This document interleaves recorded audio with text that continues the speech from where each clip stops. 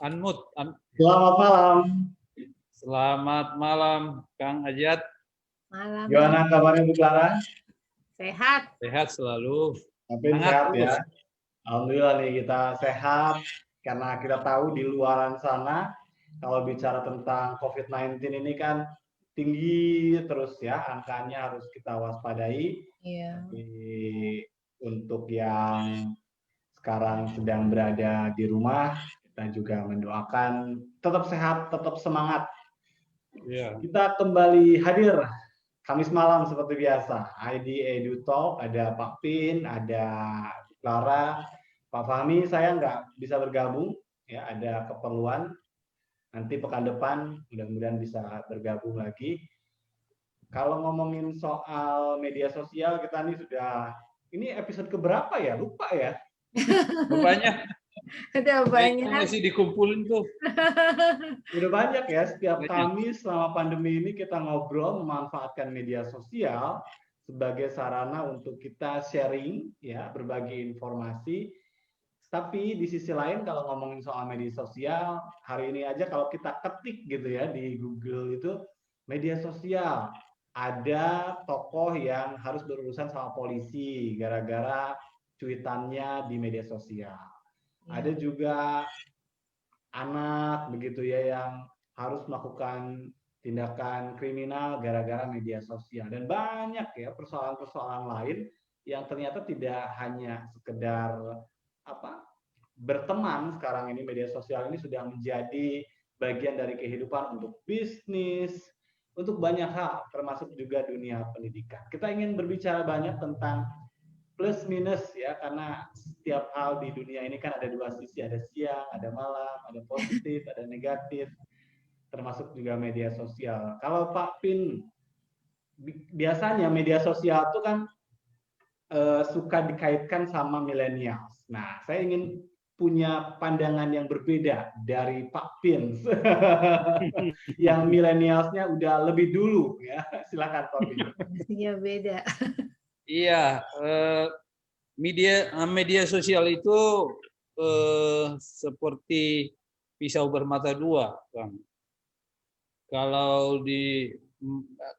dimanfaatkan dengan benar, dengan baik, akan menambah pengetahuan dan kemampuan dia untuk membaca situasi dan keadaan. Tapi kalau dia tidak memiliki kemampuan untuk menyaring, menyeleksi, memanfaatkan dengan baik informasi yang dia peroleh melalui media sosial, itu bisa jadi racun buat dia juga, bisa membuat dia jadi berbahaya dan mengubah pola pikir juga bisa itu. Dan banyak hal yang bisa terjadi akibatnya di dalam kehidupan anak-anak yang tidak memiliki kapasitas atau kemampuan untuk menyaring atau memanfaatkan media sosial itu dengan baik. Nah, anak-anak milenial ini memiliki tantangan tersendiri terhadap itu. Kalau kita yang udah kaum baby boomers mungkin udah nggak terlalu ini lagi ya, nggak terlalu terpengaruh banyak lagi karena sudah lewat masanya. Yang memiliki masa kritis adalah kaum milenial ini.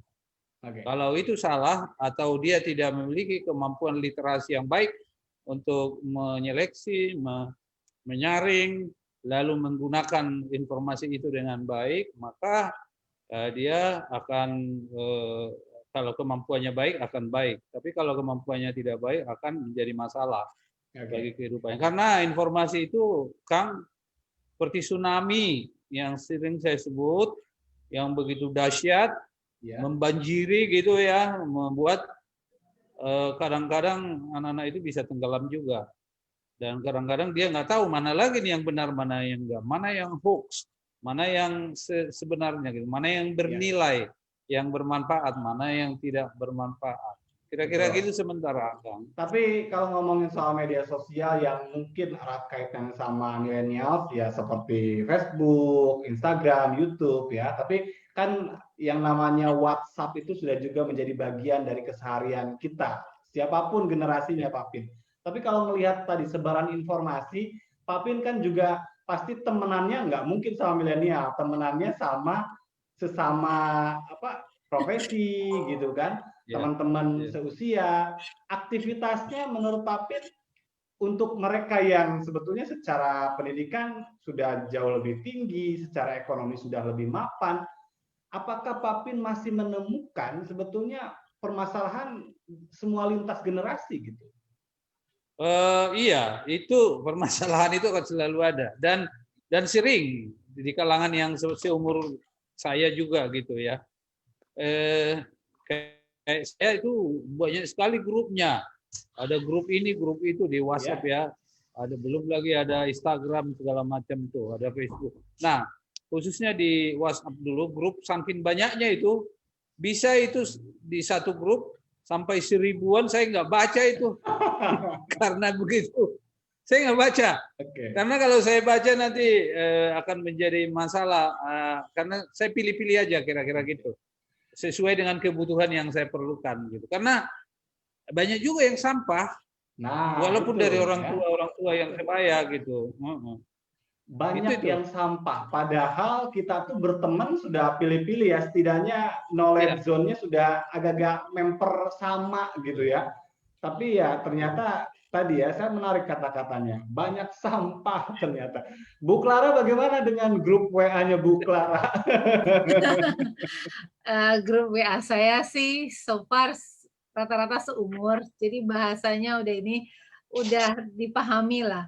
Cuman kalau misalnya dengan anak saya sendiri ini loh, kadang-kadang saya nggak ngerti dengan singkatan mereka gitu loh. Bahasanya ya. Bahasa mereka. Jadi saya sih menilai bahwa medsos ini ya WhatsApp, ya Instagram, ya apapun itu sudah mengurangi kemampuan menulis yang benar. Jadi beberapa media medsos itu memiliki keterbatasan ruang untuk menulis ya. Iya, karakternya Kata-kata yang lengkap ya kalau kayak Twitter itu kalau nggak salah 140 karakter ya. Jadi kan kita mengekspresikannya orang-orang dengan menyingkat. Nanti lama-lama bingung apa ya. Kadang-kadang digunakan campuran, pakai bahasa Inggris, bahasa Indonesia gitu. Akhirnya berdampaknya pada kemampuan menulis terutama untuk generasi yang saat ini. Maka mereka sampai bingung. Ini apa sih artinya? Maksudnya apa sih kayak gitu? Aku sih lihatnya kayak yang di situ sih, Kang Ajat. Baik, ini menulis tapi rasanya tidak juga sekedar menulis ya. Karena kan ini kan instan gitu kan tadi Pak Apin sudah menyinggung soal banjir informasi. Ada kalanya saya juga melihat tidak hanya kemampuan menulis tapi kemampuan membaca.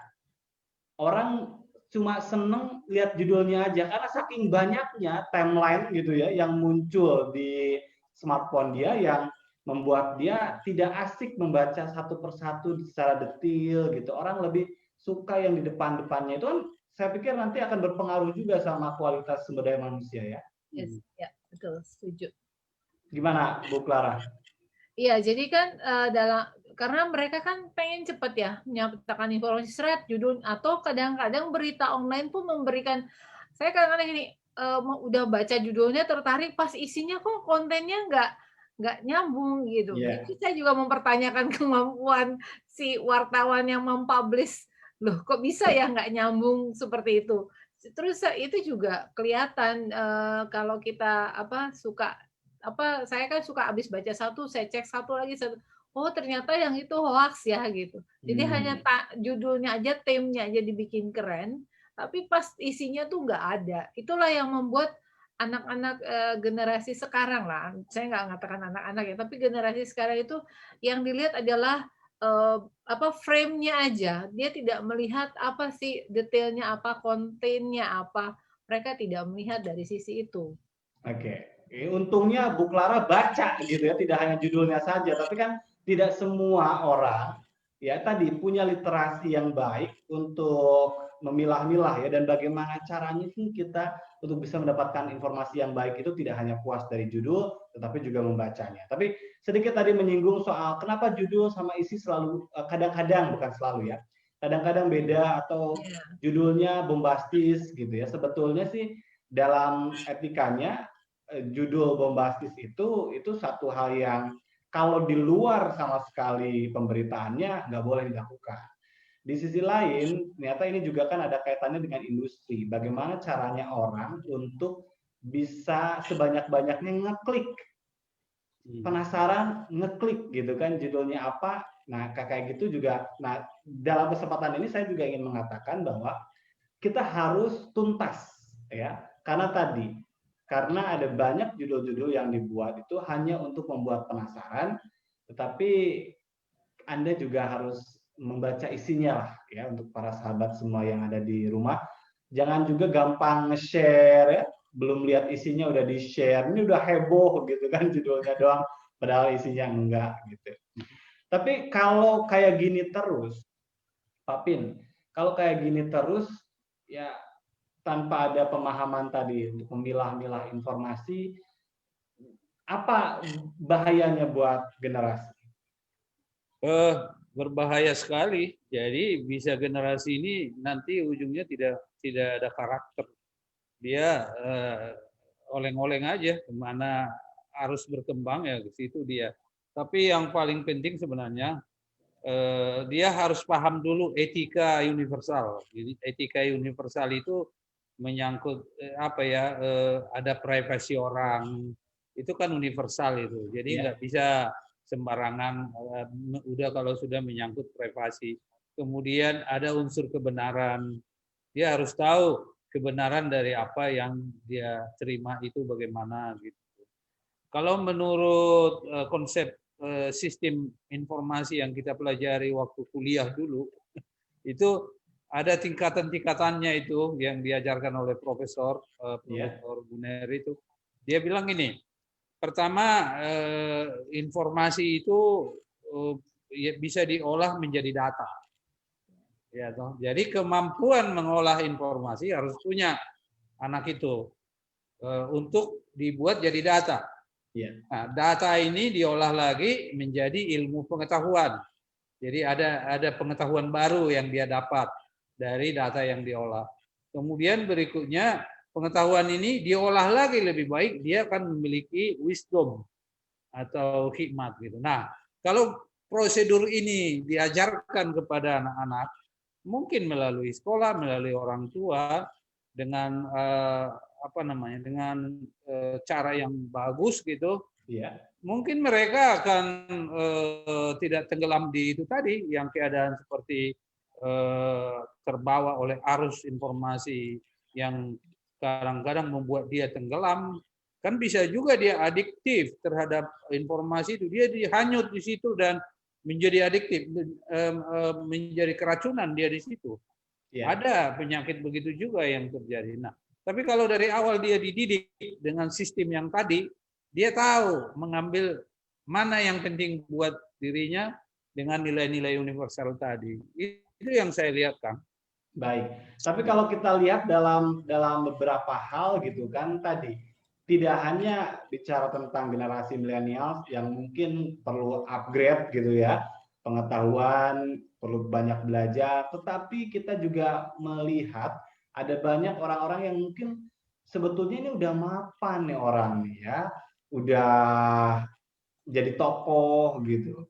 Tapi kok banyak melakukan kesalahan-kesalahan di media sosial. Apa yang salah ini? Saya lihat ada macam-macam motif, Kang. Pertama, biasanya kan kalau bom baptis walaupun salah, itu banyak viewernya, banyak yang subscribe malah, banyak yang, dan itu efeknya kepada ujung-ujungnya duit. Itu satu motifnya ya.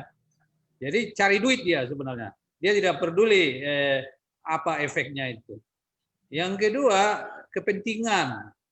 Karena dia udah memiliki unsur kepentingan dalam dirinya, walaupun orang tua, walaupun tokoh atau siapa, bisa juga tersesat di dalam itu. Iya, itu fakta itu, dan dia bisa menjadi racun juga kepada masyarakat dengan melemparkan isu-isu yang sangat berbahaya dan mudah ditelan oleh masyarakat, padahal kebenarannya belum tentu gitu.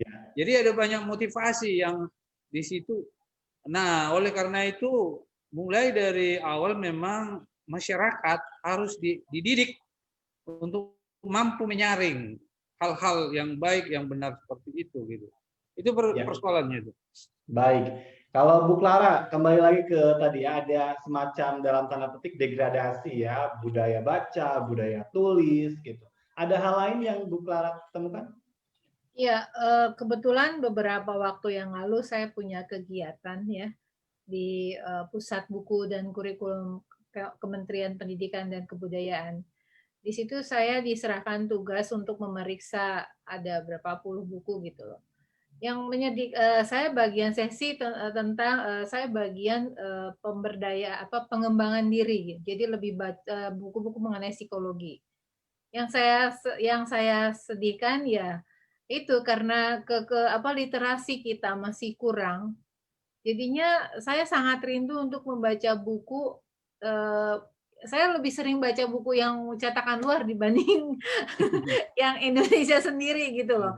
Karena mereka bikin lebih menarik gitu. Oke lah kalau kualitas kertas mereka lebih bagus, luar lebih bagus walaupun tipis berkualitas. Tapi kontennya sebenarnya kita nggak kurang dari banyak cerita. Jadi yang menarik Kang Ajat, ada dari antara sekian puluh buku, ada satu buku belajar tentang nyinden. Jadi buku itu berupa buku cerita untuk anak-anak SD, tapi saya tertarik untuk membacanya. Sayangnya memang kurang dilampirkan daftar pustaka. Akhirnya tidak saya nggak approve. Hanya saya memberikan catatan sedikit kalau mau saya oke kontennya. Hanya kalau mau di-approve tolong disertakan daftar pustaka. Ini juga kan salah satu pembelajaran buat kita semua ketika kita menyadur sesuatu, mengambil informasi sesuatu, baiknya sumber beritanya juga diberitahukan gitu, sumber infonya. Tapi buku itu sangat bagus Kang Ajat. Jadi saya pun jadi belajar apa itu nyinden, apa cerita-cerita bahasa-bahasa Jawa di situ diterjemahkan dengan bahasa yang dapat dimengerti oleh anak-anak gitu. Jadi dari saya ada periksa 12 buku, itulah buku yang paling menarik. Bayangin aja. Sisanya aduh. Terus ada juga sih buku tentang menyayangi disabilitas. Itu pun hanya sekedar rambu-rambu tunarungu apa, ini apa. Padahal kan itu buku tentang pengembangan diri. Jadi message-nya tuh nggak jauh gitu loh. Message-nya hanya sekedar kasih tahu, oh ini tunanetra, oh ini tunarungu, oh ini tunawicara, hanya seperti itu. Itu apa sih? Sementara kalau buku luar itu walaupun tipis, itu tuh bisa kita banyak pahami dengan bahasa sederhana, dengan gambar yang menarik. Itulah. Makanya saya sangat mendukung program dari Pak Jokowi juga dengan Mas Menteri untuk meningkatkan literasi. Jadi literasi digital juga boleh gitu loh. Bagaimana mengurangi paperless, jadi cerita-cerita atau buku-buku itu menggunakan yaitu media sosialnya lebih banyak seperti itu dong daripada kirim berita hoax gitu. Betul. Jadi kalau tadi dari pengalaman sejumlah penulis mengutarakan tentang ide-idenya itu menurut Bu Yanti banyak yang nggak dalam gitu ya? Iya, kurang dalam. Padahal awal-awalnya sih udah oke. Sama lagi Kang Ajat, judulnya udah keren. Saya baca, judulnya keren nih. Pas baca, aduh kok bukunya kayak gini sih. Padahal buku itu akan disebarkan ke seluruh Indonesia. Dan itu akan di-approve atas nama Kementerian Pendidikan dan Kebudayaan itu sih. Dan ini juga seperti menggambarkan media sosial ya. Terkadang judulnya oke, isinya sampah gitu ya. Baik. Tapi kalau berbicara juga tentang media sosial, memang tadi ya pemahaman tentang mana yang baik, mana yang buruk itu kan harus ditanamkan sedini mungkin. Bagaimanapun dunia kita sekarang ini dalam kehidupan sehari-hari kan memang sudah sangat akrab ya. Karena bagaimanapun kalau saya amati ini media sosial ini dibuat memang dengan pendekatan psikologi. Jadi orang yang membuatnya benar-benar membuat tadi kita kecanduan. Karena apa? Karena responsif sekali gitu ya. Jadi apa-apa kita bisa melihat secara langsung orang suka apa enggak suka sama kita gitu kan. Dan langsung otak kita tuh bekerja merespon gitu, otak bawah kita ini kita seneng nih dipuji atau kita bete gitu karena dikasih tanda jempol bawah gitu. Akhirnya terlalu sibuk ya ngecek status ya. Nah, akhirnya kita jadi ketergantungan ke situ. Iya Kita nggak betul. punya dunia lain yang sebetulnya dunia nyata itu bisa kita lakukan secara produktif. Jadi yang ingin saya katakan adalah saya khawatir anak-anak kita, walaupun oke, nanti saya akan sedikit singgung soal industri kreatif ya. Tetapi kalau orang hanya sekadar sebagai followers, itu nggak produktif banget, nggak ngasilin uang, dan akhirnya jadi males. Kalau udah males, gerakannya kurang aktif, itu juga berpengaruh pada kesehatan.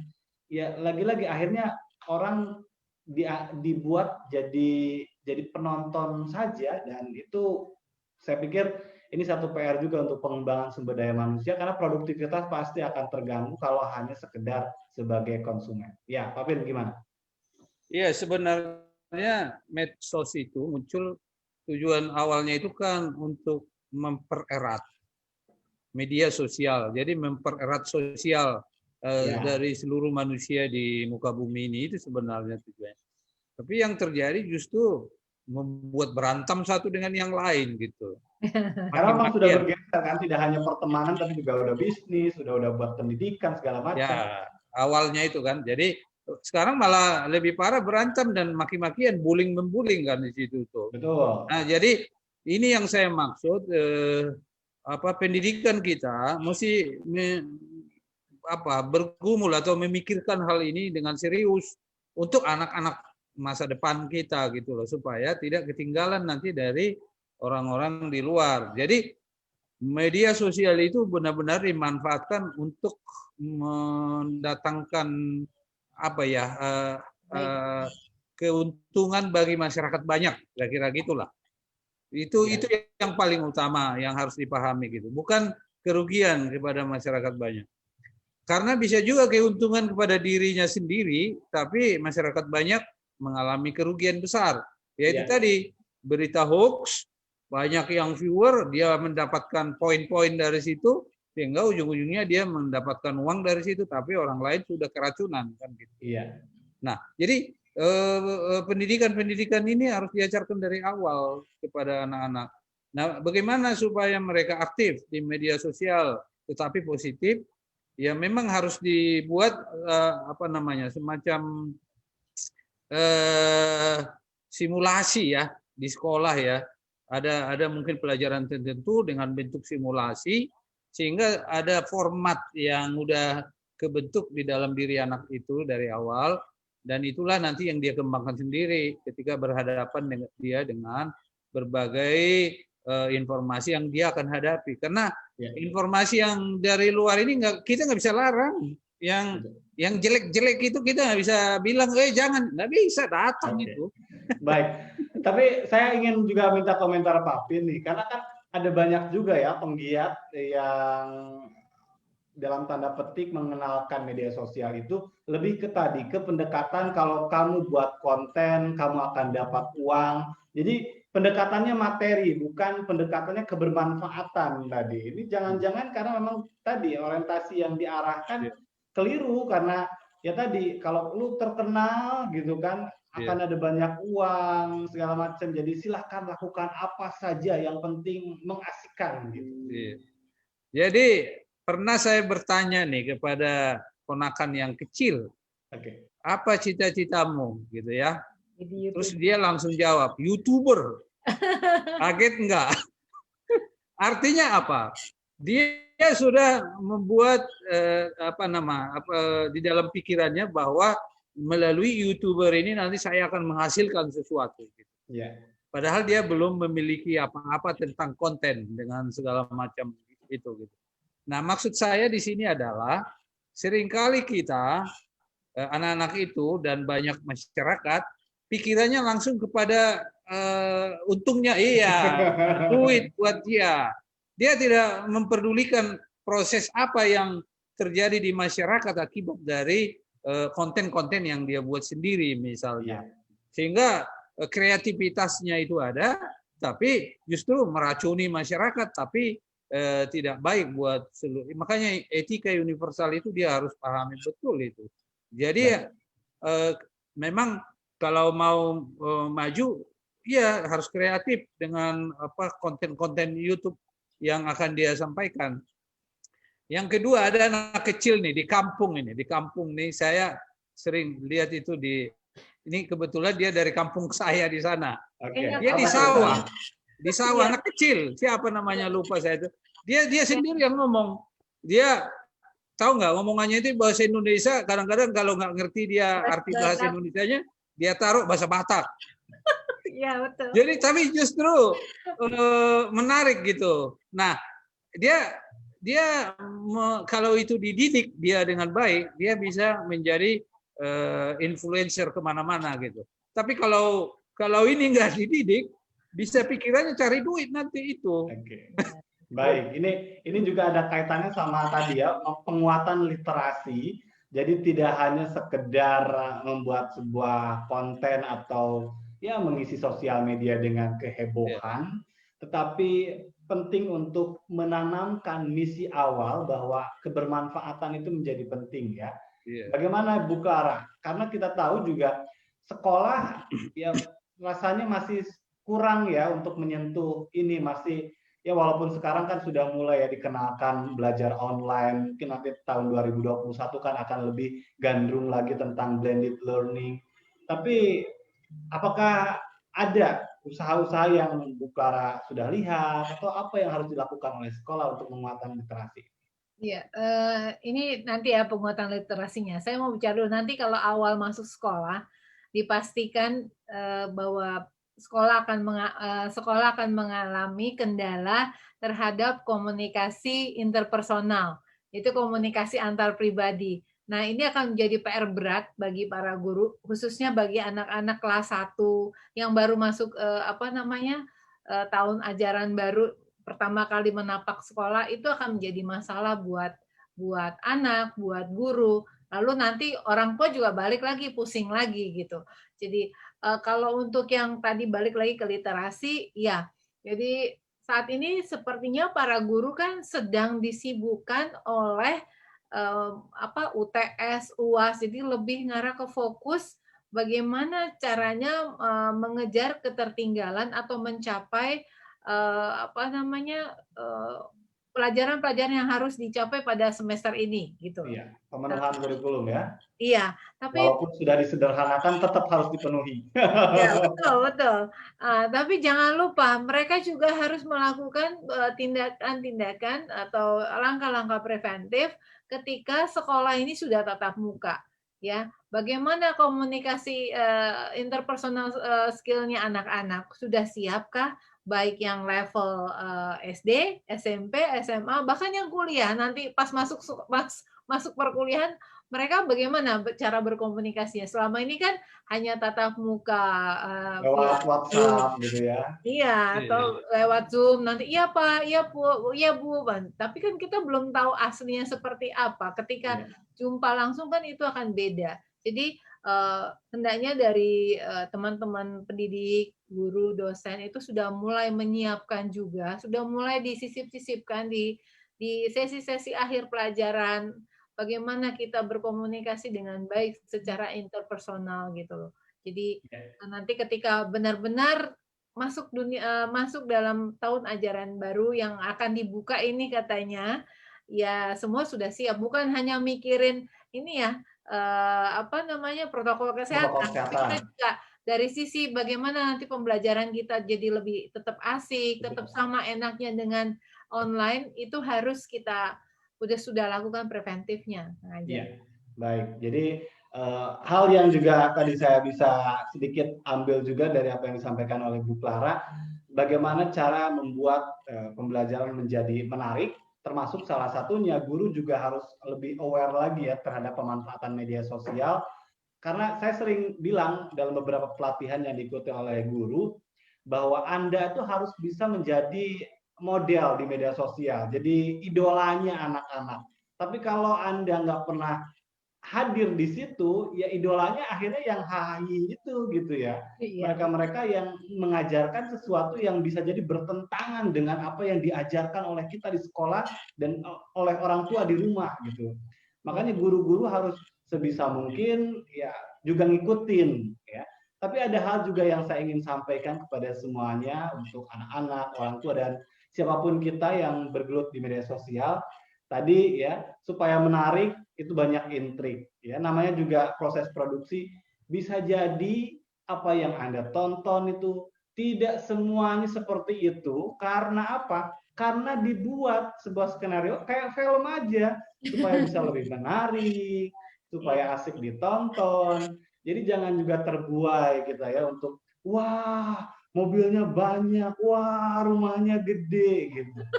Kadang-kadang ya tadi memang literasi harus ditumbuhkan itu dalam konteks ini loh. Kalau bikin film tuh pasti ada dalam tanda petik diakal-akalinnya ya, ada skenario-nya gitu. Yang kadang orang oh kayak gitu ya dia belum tentu juga. Jadi saya setuju juga ya tadi. Bagaimana caranya supaya keasikan kita di dunia maya seperti yang kita alami udah hampir 10 bulan ini gitu ya.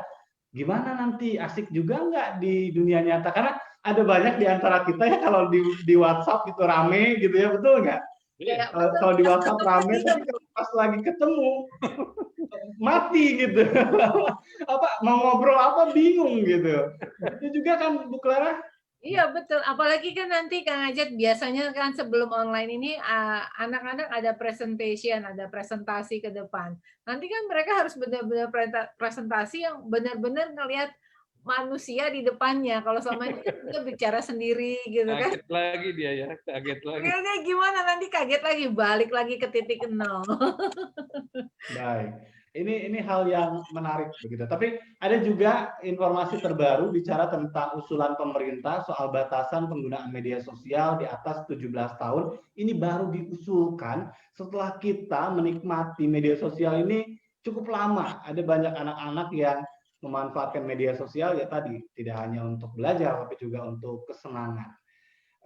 Kadang ya kita nih regulasi ini emang suka lebih telat ya dibandingkan kegiatan terjadi masyarakat. dulu baru dibuat. Itu betul. kelemahan kita itu. Selalu. Tapi Pak Pin, ya, untuk bisa mengejar ya ketertinggalan ya tadi ada banyak guru-guru yang ini kan dunianya dunia anak-anak milenial gitu. Padahal gitu kan kalau kita nggak ngikut ke situ, ini juga bisa kontraproduktif dengan usaha kita untuk mencerdaskan anak bangsa. Apa yang bisa Pak Pin sampaikan untuk para pendidik berkaitan dengan kegiatan di media sosial? Kalau saya lihat ya guru saat ini nggak bisa seperti zaman dulu. Kalau saat ini guru itu cenderung hanya semacam fasilitator saja. Jadi menggiring anak itu masuk kepada konten-konten yang bagus, yang dia bisa cari sendiri di situ. Dan banyak di situ pengetahuan yang dia bisa dapat. Nah, itu satu. Jadi dia harus sebagai fasilitator. Kemudian yang kedua, sebenarnya guru sudah harus menjadi YouTuber juga. Maksudnya YouTuber di situ, konten-konten yang dianggap penting oleh dia harus tampilkan melalui YouTube yang bisa dibuka oleh murid kapan saja, di mana saja, pengetahuan-pengetahuan yang dianggap penting oleh dia, untuk membuat muridnya itu tambah pintar gitu, sehingga nilai-nilai yang benar itu juga ada gitu, untuk mengantisipasi juga dari YouTuber yang kontennya tidak baik gitu ya, tidak bagus secara nilai-nilai universal bagi anak-anak itu. Dan juga sebenarnya para ustadz, para pendeta itu harus menjadi YouTuber yang memiliki konten dan nilainya yang sangat bagus, universal, kemanusiaan, dan membawa bagaimana supaya bumi ini semakin damai sejahtera gitu. Itu sebenarnya. Baik, ada hal yang menarik soal tadi tokoh agama gitu kan, karena ada beberapa kasus yang viral gitu kan, karena orang sekarang ini masih sulit untuk membedakan mana dia berceramah di satu ruangan tertutup tetapi direkam dan diunggah ke media sosial. Nih, saya pikir ini harus jadi pemahaman yang utuh.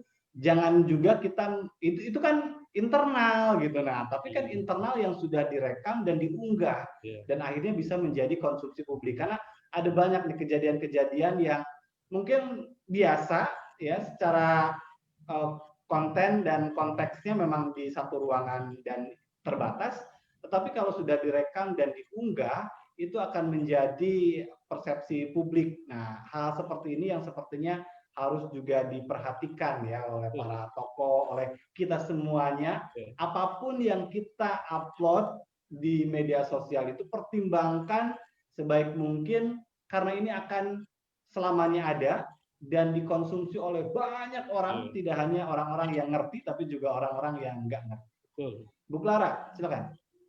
Kalau saya sih melihatnya gini, setiap kali saya coba sekalian pesan buat teman-teman pendidik, guru, dosen.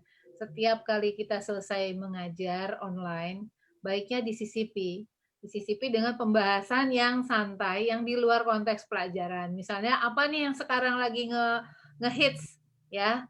Habis itu dibahas sama-sama, bijaknya seperti apa, bagus atau tidaknya. Jadi jangan pernah lelah untuk mendiskusikan hal seperti itu kepada ya anak-anak didik, karena itu akan bermanfaat. Paling tidak dari 10 ada 1-2 orang yang nyangkut, lalu mereka akan menginfluence, paling enggak mengingatkan teman-temannya ketika mereka mau posting, misalnya lagi ngumpul nih, aku mau ini nggak boleh loh Pak. Paling nggak kita sudah ada punya atau 1-2 martir yang mengingatkan mereka untuk tidak melakukan hal yang seperti itu, maksudnya menyebar hoax atau buru-buru ini. Jadi ada reminder.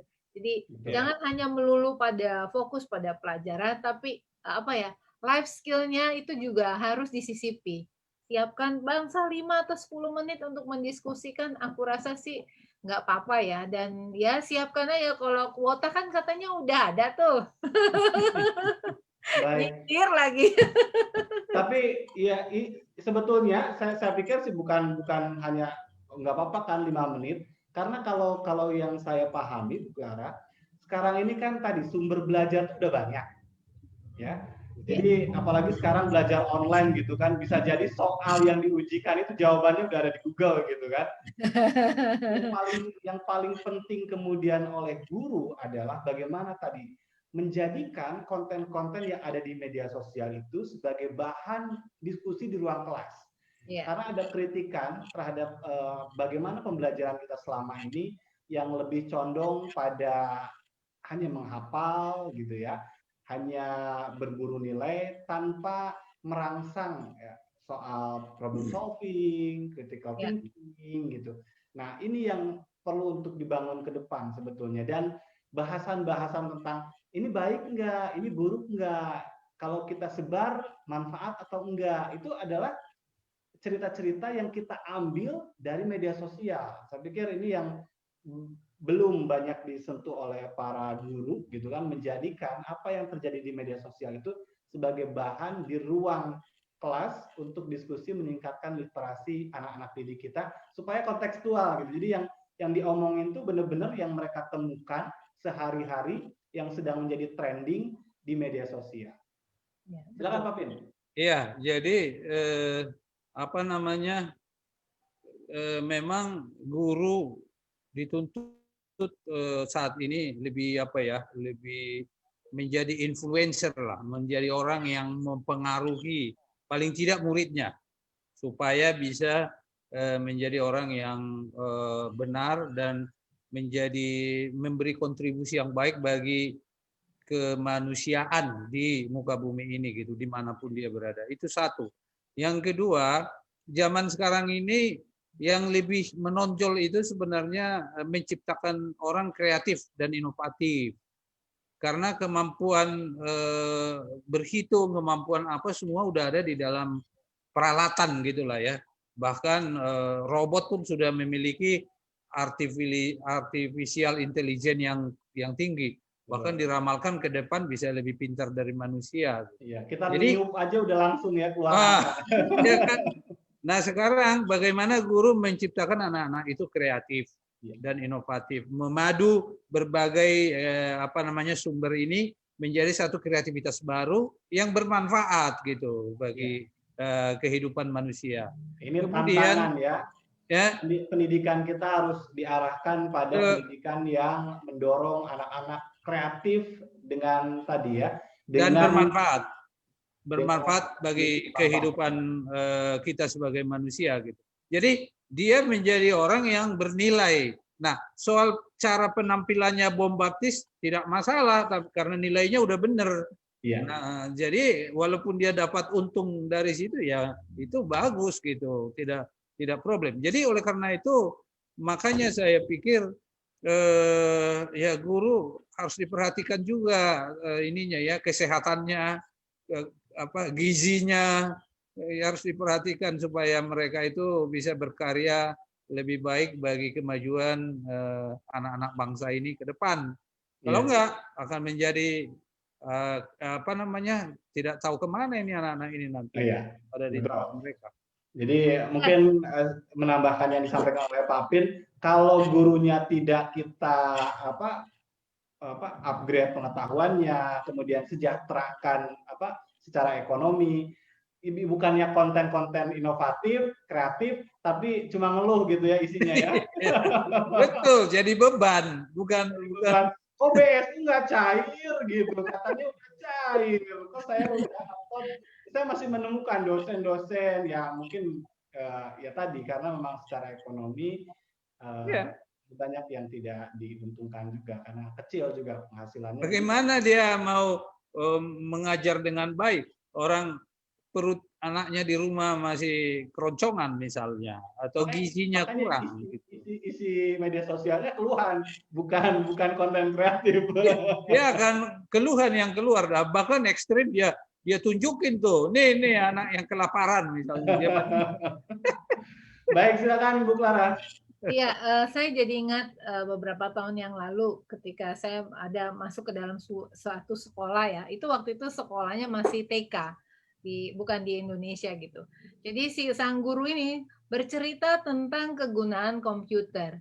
Dia bisa itu menjadikan sebuah cerita tentang bagaimana menggunakan akal, menggunakannya dengan baik. Terakhir dimasukkan juga tentang kebaikan dan keburukannya komputer itu.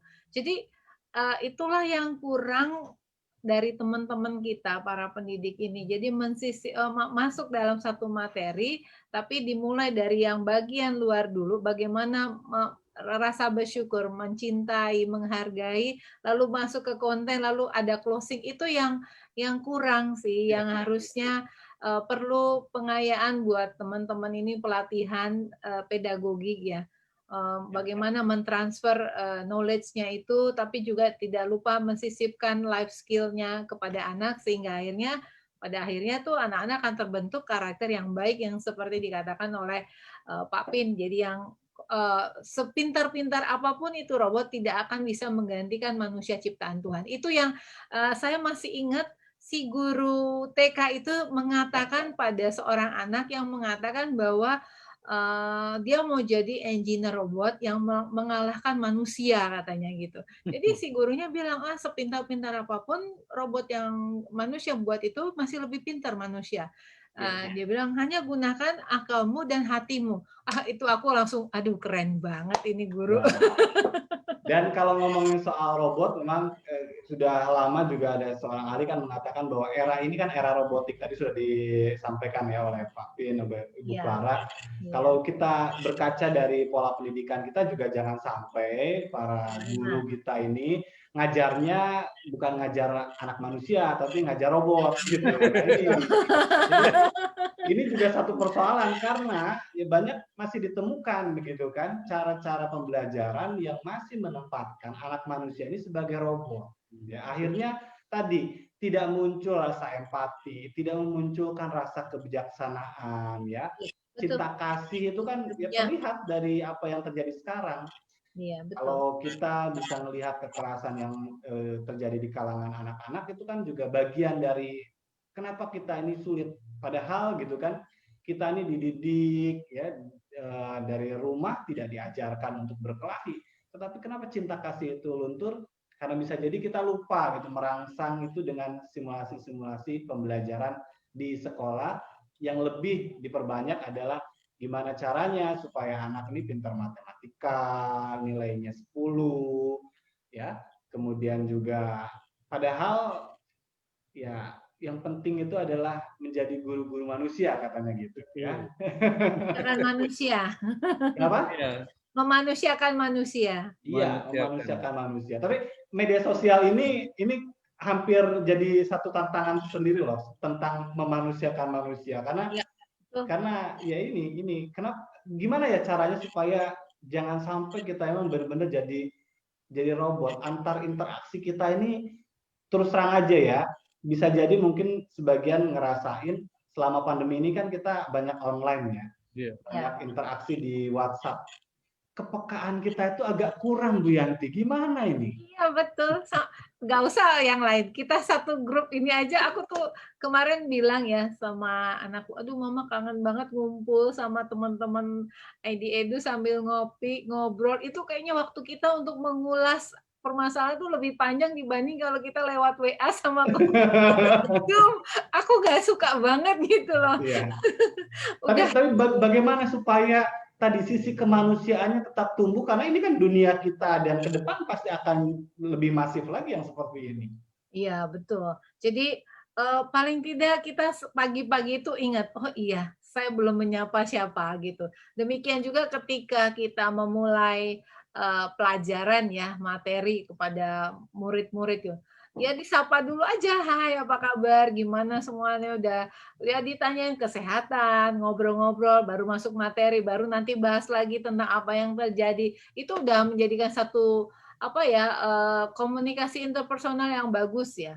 Menyapa, jangan datang-datang, oke, siapa yang punya masalah dengan halaman sekian-sekian. Nah, itu tuh banyak juga tuh karena mengejar takut kuota habis sama Zoom meetingnya terganggu. Ada rumus yang saya pernah lihat, Kang. Iya. Itu pertama gini, harus diciptakan kesadaran bagi setiap individu bahwa keinginan dagingnya ini, keinginan pikirannya ini selalu jahat. Itu harus disadari gitu.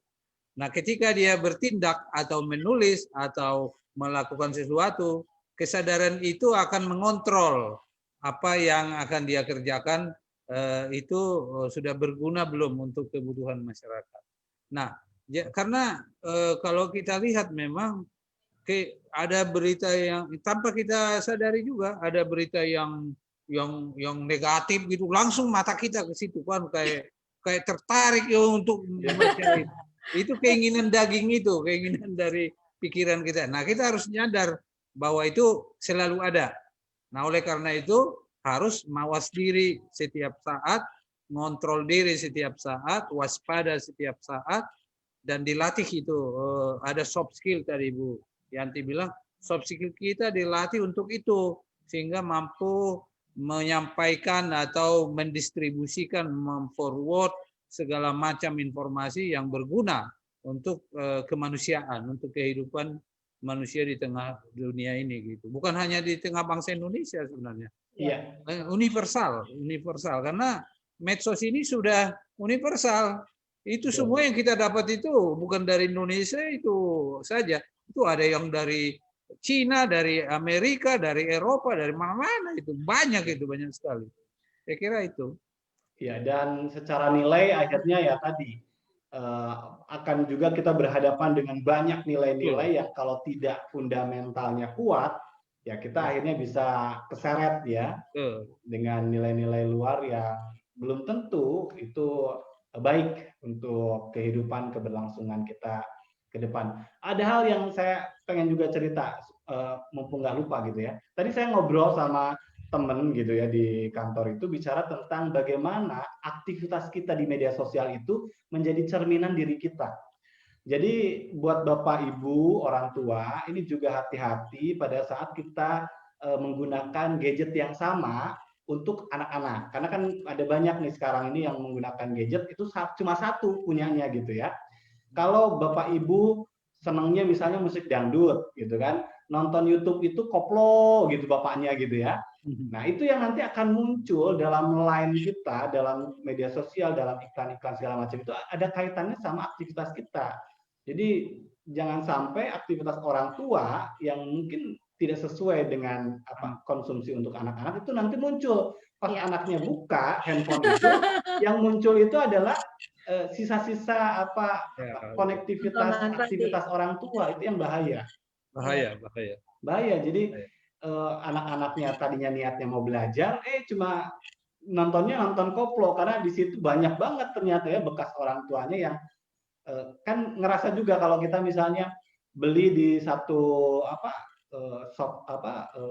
toko online gitu ya, satu barang ternyata di media sosial kita iklannya sudah ada gitu. Nah, ternyata kecanggihan teknologi algoritma ini membuat kita sendiri akan sangat terbaca secara digital seperti apa kita. Sayangnya ini banyak masyarakat yang ya belum mengerti itu dan akhirnya mencampurkan aktivitas di media sosial itu antara orang tua dan juga anak. Ini harus benar-benar juga kita pahami, karena bisa jadi ya kalau orang tua kan nonton koplo masih mending gitu ya, karena mungkin seleranya gitu. Tapi kalau anak-anak nonton yang syur-syur gitu, wah ini bisa merusak mentalitas mereka. Udah di situ melulu dia nanti, nggak pindah-pindah dia. Nggak belajar-belajar. Nggak belajar-belajar. Apalagi nanti konten yang dibuat sama gurunya nggak menarik gitu ya. Dan lagi nanti kalau ketika orang tuanya menegur, mereka akan ngomong papa sendiri, ayah sendiri, ibu gimana? Udah deh, selesai deh itu. Dan yang menariknya Kang, yang menariknya nanti tadi Kang udah singgung sedikit itu jejak digital. Nanti cucu dari cucu-cucu kita bisa loh mentrace siapa kita sebenarnya melalui jejak digital itu. Hati-hati pokoknya. Iya, hati-hati. Itu salah satu. Rupanya nenek moyang saya dulu begini. Pantas saya jadi begini, bisa begitu nanti. Jadi waspada itu. Benar-benar diperhitungkan betul ya apa yang kita akan unggah gitu ya, karena itu akan menjadi catatan. Karena nggak bisa dipungkiri, direkam terus itu dan nggak hilang, Tapi saya juga ingin sedikit menyinggung sebelum kita closing statement, mungkin ini bagian dari apa yang ingin saya sampaikan di akhir perjumpaan kita, bahwa secara ilmu otak kan media sosial ini lebih merangsang pada otak bagian bawah ya, reptil, itu yang membuat orang tadi responsif, seneng ya, kadang menghindar atau benci segala macam. Nah, itu akan jadi sebuah PR buat kita sebagai pendidik untuk bagaimana cara mengembangkan otak bagian atas. Neokortex itu kan literasinya di situ, bagaimana kita diajak untuk berpikir. Nah, ini tugas kita semuanya. Walaupun memang pendidikan ini kan bukan hanya tugas guru, tapi juga tugas orang tua, tugas masyarakat sekitarnya. Bagaimana kita untuk bisa mengembangkan otak bagian atas itu untuk meningkatkan literasi, berpikir dulu tentang apa yang akan kita buat, dan juga melakukannya itu dengan penuh tanggung jawab itu ya. Nah, ini mudah-mudahan nanti bisa dikembangkan dalam simulasi-simulasi model-model pembelajaran di kelas oleh guru pada saat nanti sudah jauh lebih baik kondisinya. Mungkin sekarang banyak yang stres kali ya untuk ngembangin sesuatu, jalan aja sudah stres gitu, apalagi ngembangin sesuatu. Belum lagi nanti bisa terjadi nanti Kang, ketika masuk di Januari si guru malah berbalik stres berat karena dia tidak menyangka muridnya seperti ini bodohnya gitu. Bisa karena itu terjadi itu. Ada degradasi yang luar biasa yang tidak bisa kita pungkiri. Itu loh, saya tidak mengharapkan murid begini kok jadi begini semua ini gitu. Stres dia. Bisa karena jadi tidak hanya belajar online. Online-nya banyak di media sosial tuh. Dan online-nya dia menipu dirinya sendiri juga, nggak jujur anak itu karena belum siap. Dia online kan, tapi dia jalan-jalan ke warung. Ada itu anak-anak itu gitu. Ini literasi juga ya, bagaimana sebetulnya harus mengembangkan ya pembelajaran yang etis ya. Jadi dia harus terikat dengan nilai-nilai, apapun yang dilakukan itu selalu ada norma yang harus dia junjung. Iya, dan dia harus jujur dan tanggung jawab. Itu selalu saya katakan juga kepada murid saya, mahasiswa saya. Ya, saya tidak tahu kamu itu online tapi entah tidur, entah di kamar mandi, main-main, entah di mana kamu, saya nggak tahu. Tapi yang saya tahu nanti kamu kelihatan jujur apa tidak. Oke. Itu saya tanamkan. Teman-teman, karena waktu juga kita harus sudahi ya. Ada closing statement yang bisa menguatkan kita tentang dua sisi media sosial dalam dunia pendidikan. Apa yang ingin disampaikan? Silakan Bu Clara. Ya, buat para guru, para pendidik, kita sebentar lagi akan memasuki new normal atau offline learning. Jadi kita udah mulai menyiapkan, udah melakukan tindakan preventif. Jangan lupa ketika kita pembelajaran sisipkan soft skill about life skill gitu loh kepada anak-anak. Bagaimana mensiasati menjadi pembelajar yang baik sehingga kita dapat memanusiakan manusia secanggih apapun teknologi saat ini. Dan kepada orang tua juga hati-hati, tetap melakukan pendampingan kepada anak-anak. Kalau bisa jangan disatukan medianya, sosmednya dengan anak-anak gitu. Namanya manusia pasti suka lupa gitu. Tapi yang dikasih cuma pulsanya aja, handphonenya kan enggak. Makanya jangan lupa close yang baik itulah. Baik, silakan Pak. Silakan Pak Bin. Ya, jadi kemampuan literasi yang baik itu perlu sekali untuk dikembangkan terus ya bagi anak-anak supaya mereka bisa menyaring atau menyeleksi apa aja informasi yang dia harus kembangkan atau dia terima dan dia olah di dalam kehidupannya untuk mengembangkan dirinya sendiri gitu. Itu satu ya. Jadi kemampuan itu perlu dikembangkan terus di sekolah.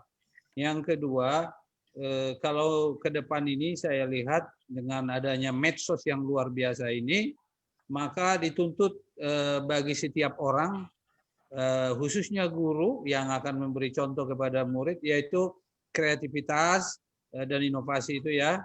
Kemudian menciptakan kejujuran kepada semua dan tanggung jawab, rasa tanggung jawab terhadap semua apa yang dia tuliskan, dia tindak yang dilakukan di dalam kehidupannya gitu. Sehingga apapun yang dia ekspresikan di dalam proses perjalanan kehidupan anak itu, dia benar-benar menyaring dan mempertanggungjawabkan secara jujur sehingga itu menjadi bermakna bagi banyak orang. Dan kalau itu terjadi, dia akan menjadi influencer yang hebat nanti di tengah masyarakat. Saya kira itu. Baik.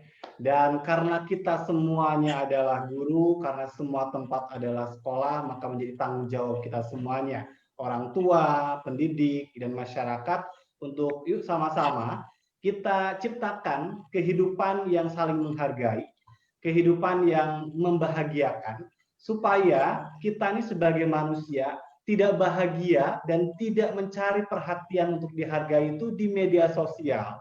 Kita harus hidupkan dunia ini nyata, yang menarik, yang memang tidak bisa tergantikan tadi ya. Manusia itu yang harusnya bisa kita jalani. Jangan jadi robot. Ya, jangan semuanya kita dapatkan di media sosial yang abu-abu ya, samar-samar, belum nyata begitu. Baik, terima kasih Pak Bin, terima kasih Bu Clara sudah berbincang banyak. Ini eranya media sosial, saya ingin sedikit ngetes ya. Ini generasi boleh dibuka setting videonya, video setting. Setting ya. Ya, video setting. Oke, kemudian kita pilih di situ ada background and filler. I don't know. Nah, ada filler kan di situ? Video Coba setting. Pilih untuk closing filler apa yang ingin digunakan oleh Pak Pin, oleh Bu Clara. Ada pilihan apa ini? Mulai dari general, video, share screen, background, recording. Background and filler, Pak Pin. Oh ya ada. Ya, okay. Kemudian ada virtual dan background. Kemudian ada video filler. Silakan ya. Mau pilih filler apa untuk closing kita malam hari ini sebelum kita pamit? Ada gambar-gambar yang harus dipilih? Iya, harus dipilih dong. Oh, jadi saya pilih itu salah satu. Salah satu.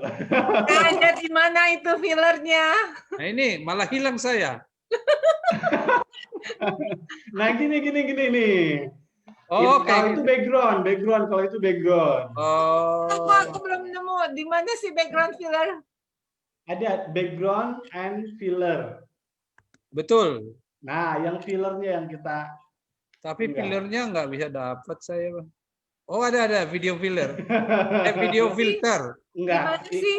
Inilah ya, saya ingin menggambarkan bagaimana media sosial itu dengan kebaruan-kebaruannya, dan ya bisa jadi yang serius menjadi tidak serius, yang tidak serius diseriuskan gitu. Ya, Betul, kira-kira betul. seperti itu.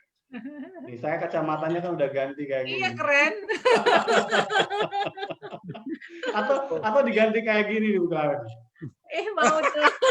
Bisa ya. John Lennon. Hebat nih, hebat. Atau pakai kumis. Iya. Baik, terima kasih semuanya. Mohon maaf jika banyak kekurangan ya. Ini kita jadikan sebagai nggak hilang. Jeleknya. Sebentar. Masih ada tuh. Wah. Walat kamu, Jan. Sebentar Walat ya. itu. Harus dihilangkan dulu Nah, dong sudah. ya. Kembali serius.